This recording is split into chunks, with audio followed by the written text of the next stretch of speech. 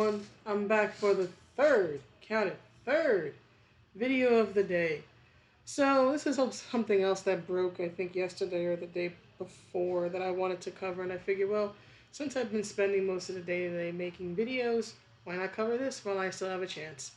So, as some of you may have heard, Leslie Full of Grace has been cast as Barbara Gordon for a new Batgirl movie coming out.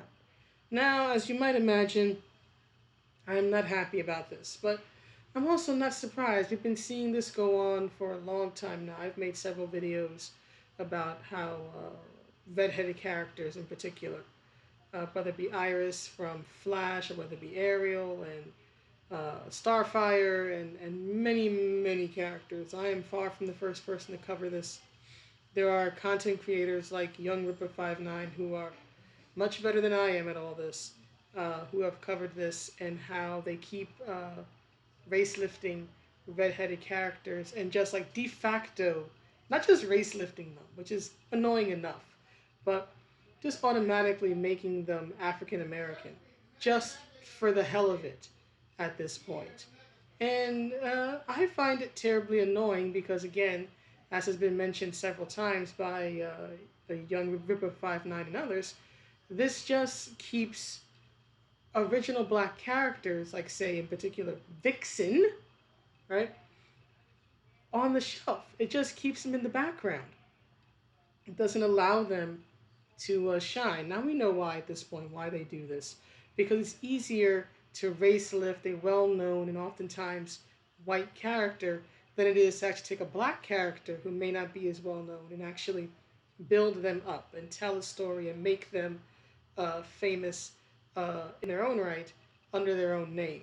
Instead, they just not just cast a black woman as Batgirl, right?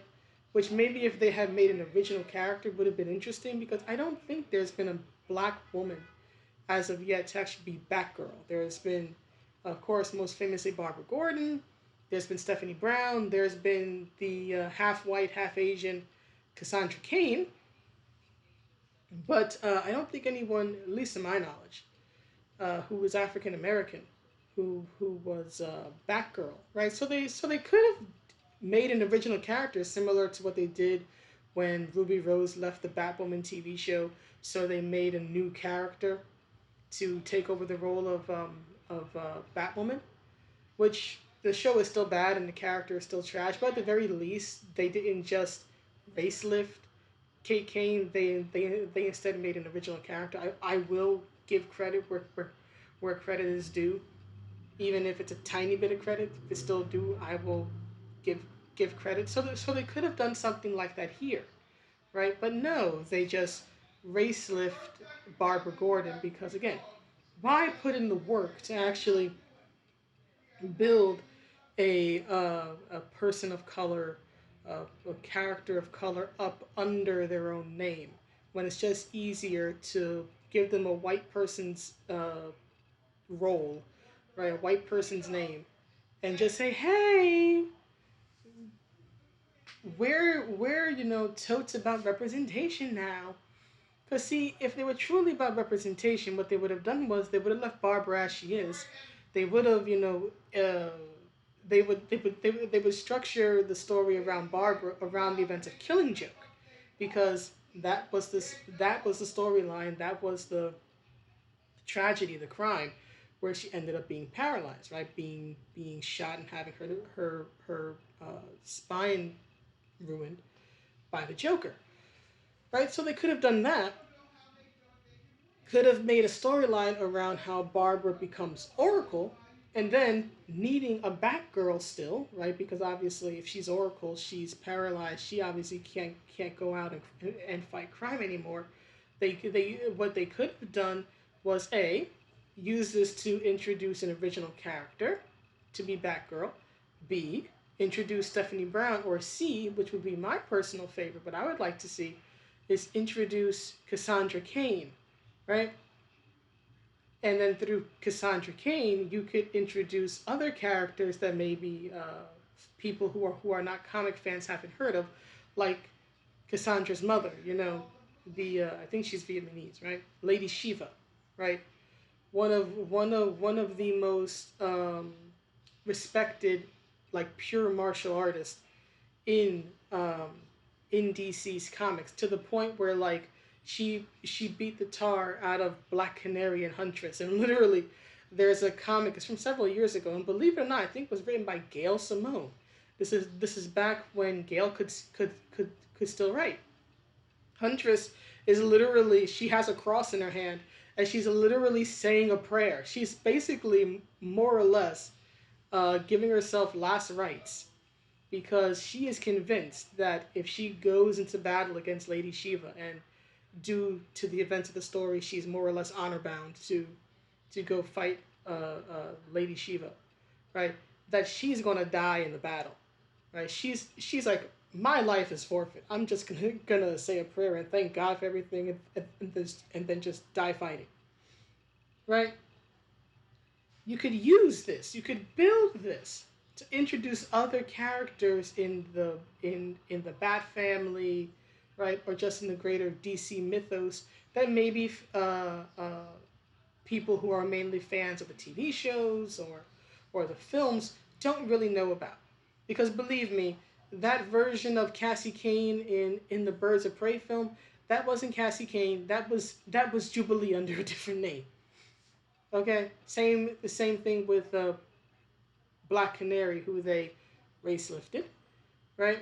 And I think it was the sister of Jussie Smollett, who actually ended up playing the role of Black Canary in that film, right? In 22, film came out in like February of 2020, and it didn't do well. Didn't do well, and I think it was, what's her name, Amy Yan, I think it was.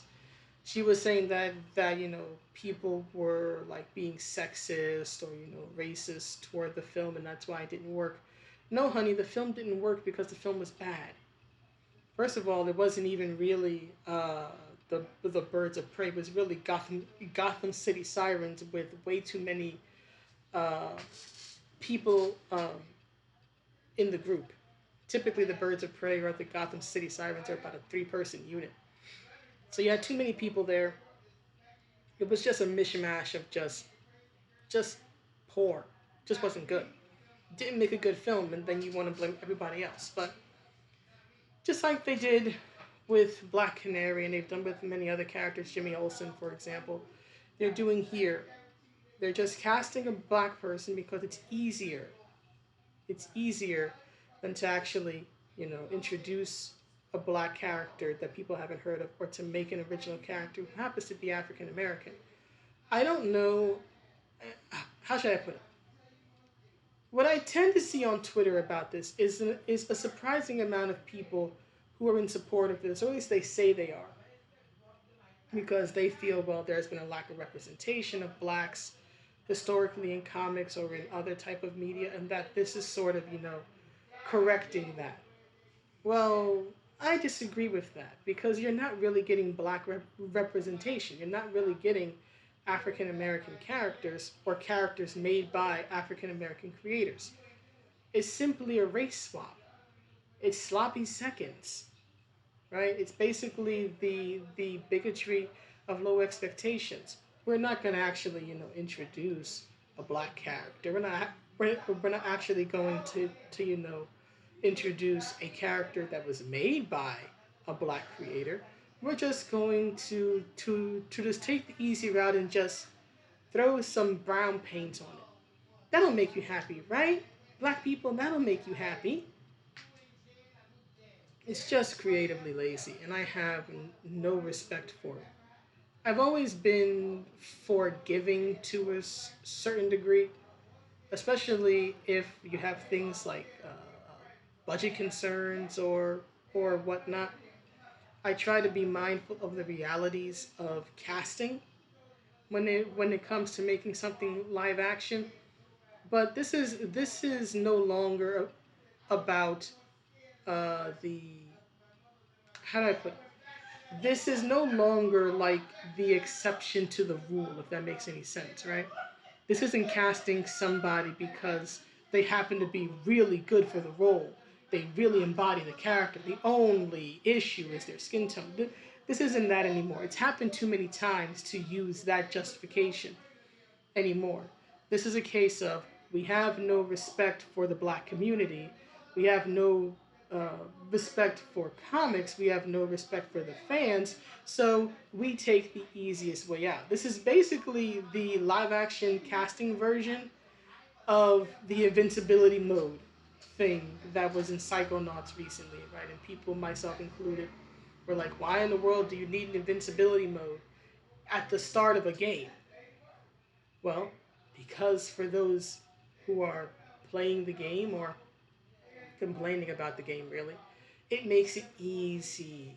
Why do you have to work? Why should you have to work to have fun? Just make it easy. Just give them any. Just give them a pass. Who cares? Who cares? It's the same idea. Instead of putting in work, take the easiest way out. And the easiest way out is to simply cast a light-skinned brown person in the role, because you don't have to build up a following, you don't have to make them popular, you certainly don't have to make them iconic, you don't have to take that risk,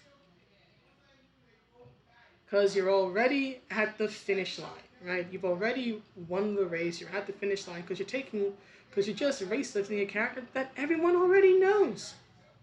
So why work? Why introduce anything new?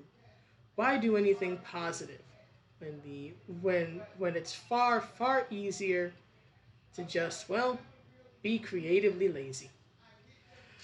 Well, that's the video. Please let me know what you think, and I will see you all in the next one.